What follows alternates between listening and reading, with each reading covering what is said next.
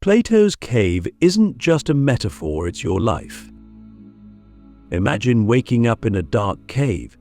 You've been there your whole life. Chains hold your limbs, but you've forgotten they're even there. All you can see are shadows dancing on the wall in front of you. They're fascinating. They tell stories. They show you heroes and villains, dreams and disasters. You believe these shadows are the world because they're all you've ever seen.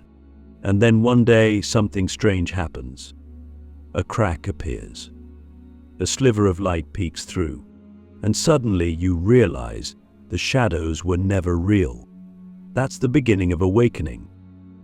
That's Plato's Allegory of the Cave.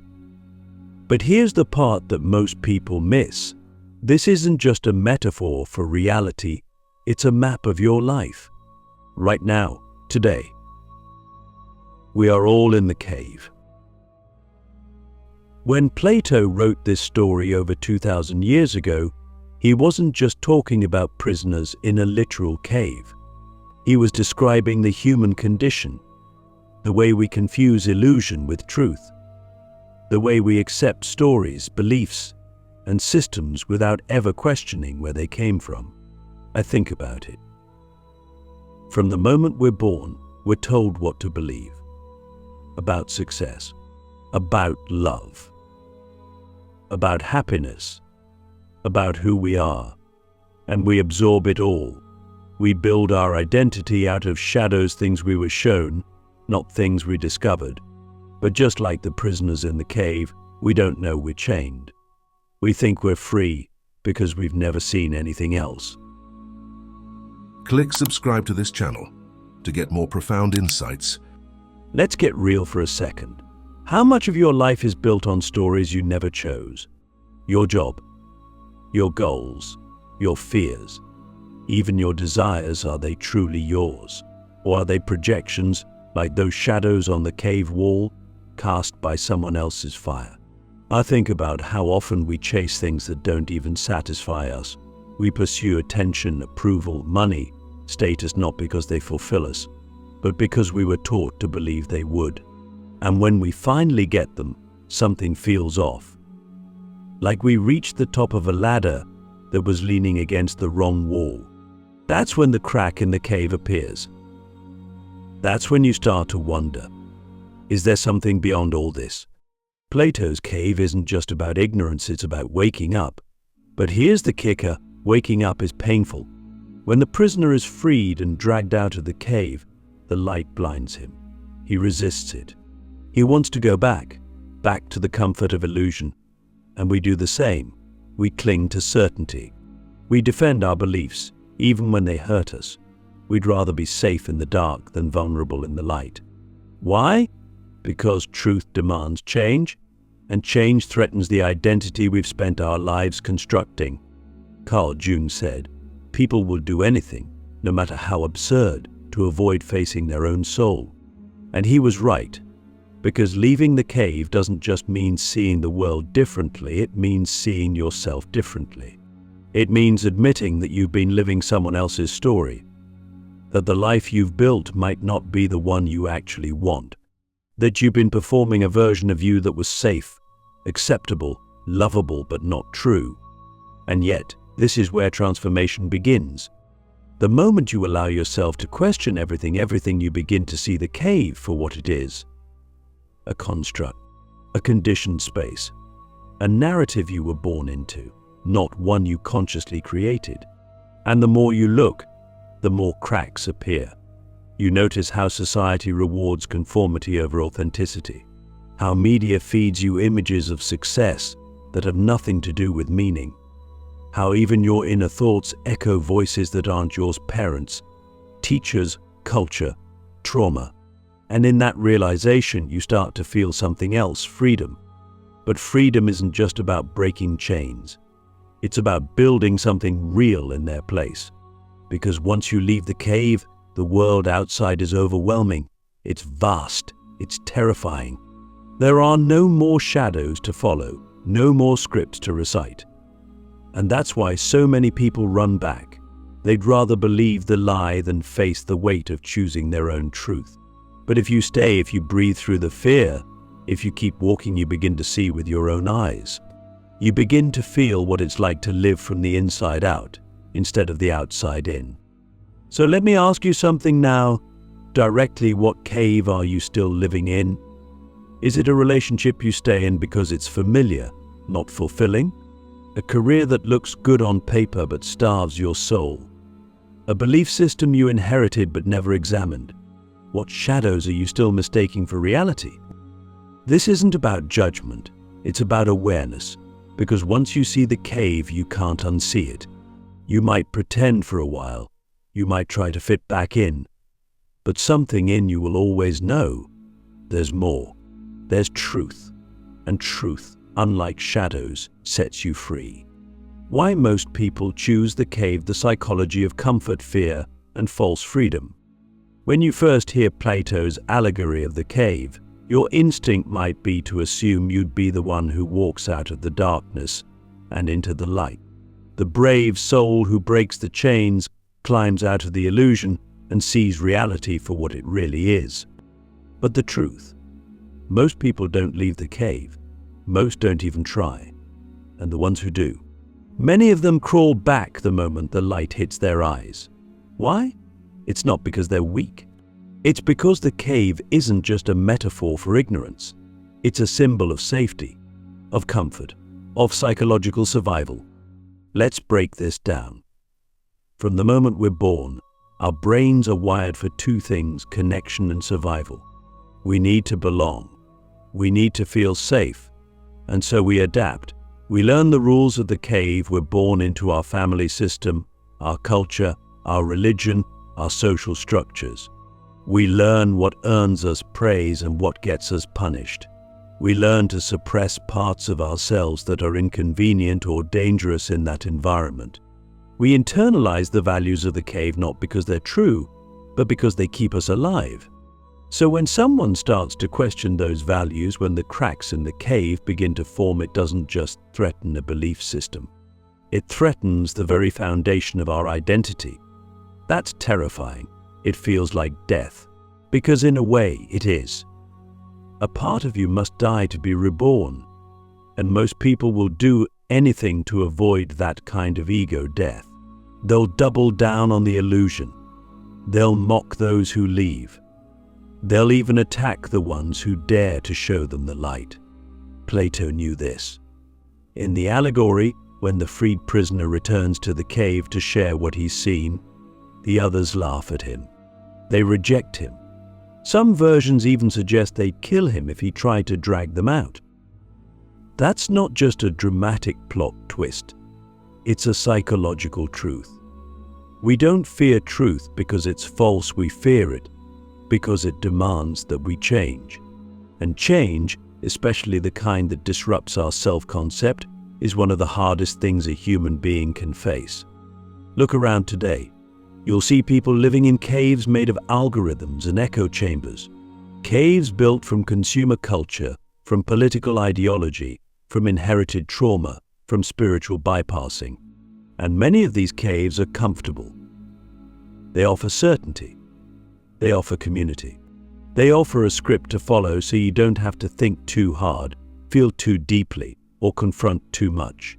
That's the illusion of freedom, being free to choose from a menu of pre-approved identities, lifestyles, and beliefs that still keep you chained to someone else's narrative. But here's the paradox. Real freedom doesn't feel like pleasure at first. It feels like loss. The moment you step out of your cave, you lose the language you've always spoken. The people you once felt close to may no longer understand you. The goals you worked so hard to achieve might suddenly feel meaningless. You're not just stepping into the unknown, you're stepping into unknowing. And that's not just uncomfortable, it's destabilizing. So it makes sense that people stay, that they choose the predictable over the profound, that they cling to jobs they hate, relationships that drain them, and belief systems that no longer fit, because those things are familiar, and we're taught to value familiarity over truth. But let me ask you, at what cost? What's the price you pay for staying in the cave? For pretending that the shadows are enough? For silencing the part of you that knows there's more? Carl Jung once said, "The privilege of a lifetime is to become who you truly are." But most people never claim that privilege because they're too busy becoming who they're expected to be. That's the real tragedy of the cave. It doesn't just hide the truth, it hides you. The real you. The one who exists beyond performance, beyond fear, beyond control. So the reason most people choose the cave isn't because they lack intelligence. It's because they were never shown that there's something worth seeing outside of it. Or worse, they were shown and punished for wanting it. And so they shrink. They settle. They build elaborate lives around their chains and call it success. But deep down, something aches. A quiet voice whispers, "This isn't it." And maybe that's why you're here. Maybe you've started to hear that voice. Maybe the shadows aren't as mesmerizing as they once were. Maybe you've felt the pull towards something real, even if you don't know what it looks like yet. That's not weakness. That's the beginning of awakening. And it's sacred. So here's the question. What are you willing to give up to see clearly? Because seeing clearly comes with a cost, but not seeing. That comes with a far greater one, the cost of never truly living. Stepping into the light, the pain, beauty, and responsibility of seeing what's real. Once you start stepping out of the cave, something irreversible happens. You don't just see the world differently, you feel yourself changing. Everything that once seemed solid begins to dissolve. The opinions of others don't carry the same weight. The approval you used to chase feels hollow.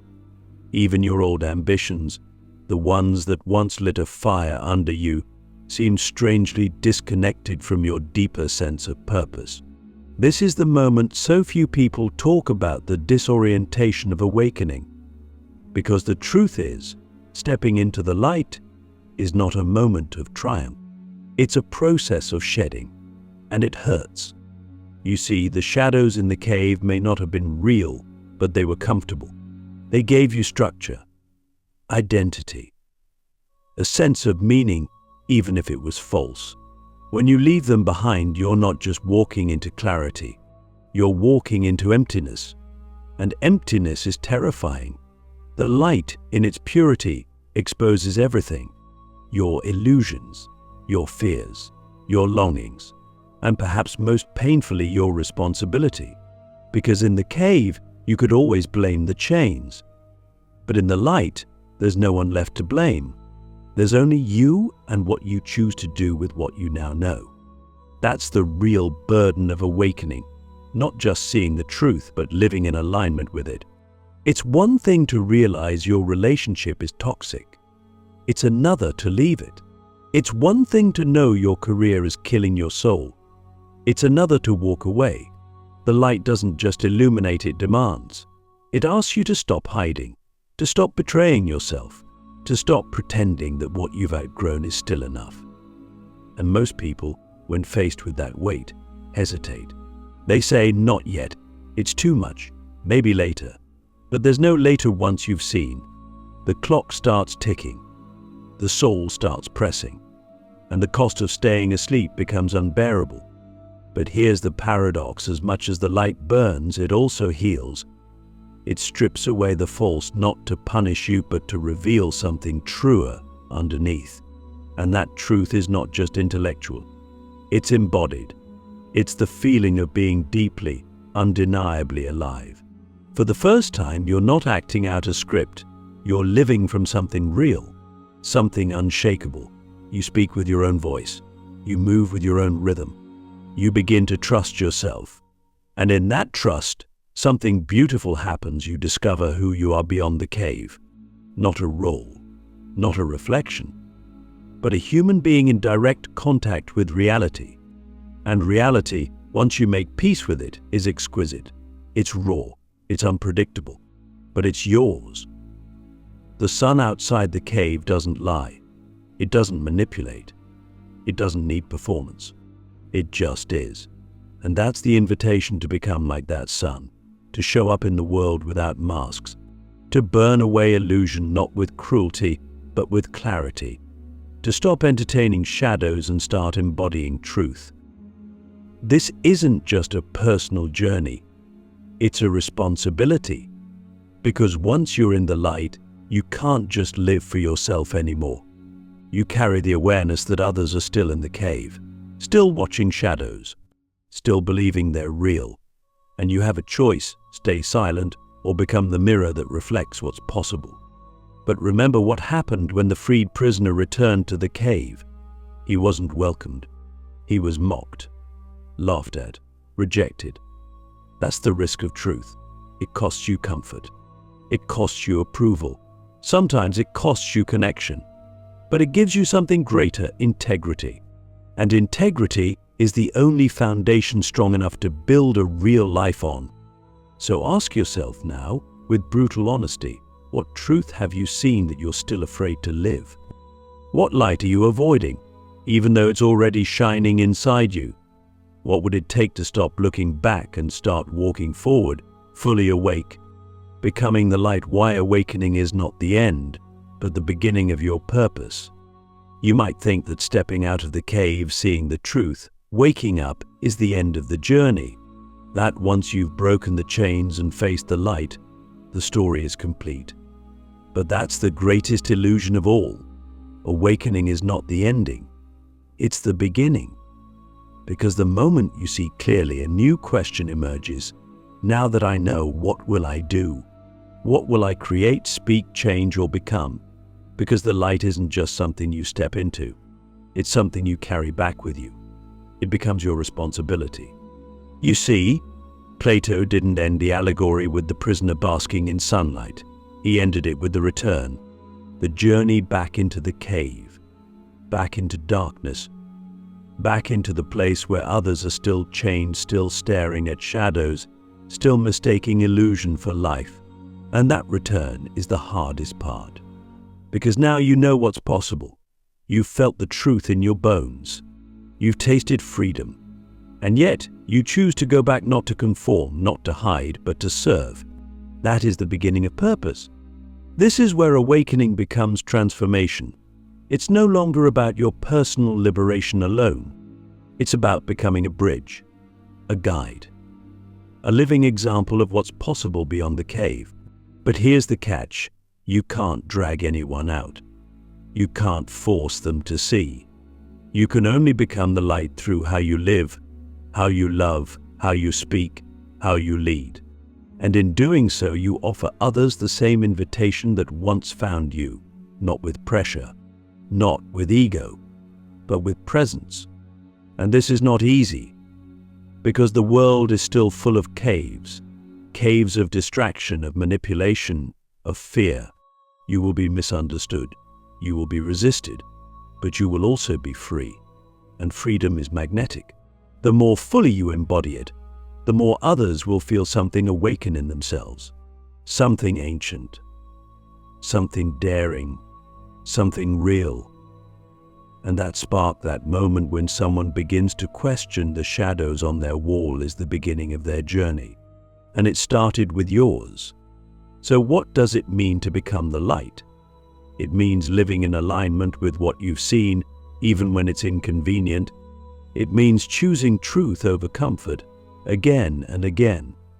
It means letting go of who you thought you had to be, so that you can become who you truly are. It means walking with humility, knowing that you're always learning, always growing, always shedding new illusions. And it means holding space for others, not as someone who has all the answers, but as someone who has the courage to keep asking the real questions. Because if we're honest, everyone is born into a cave, and not everyone will leave. But those who do, those who dare to look beyond the shadows, become something more than spectators. They become creators, leaders, healers. They become the ones who light the path, not by telling others what to see, but by living in a way that makes others want to see for themselves. So let me leave you with this. What would it look like if you stopped dimming your light to make others comfortable? What kind of life would you live if you trusted your truth more than your fear? And how many people might find their way out of the darkness not because you showed them the way, but because you showed them what's possible. Plato's Cave isn't just a story. It's a mirror, a map, a challenge. And now that you've seen it, the real question is no longer what is real. It's what will you do with what you now know. That's the beginning of everything.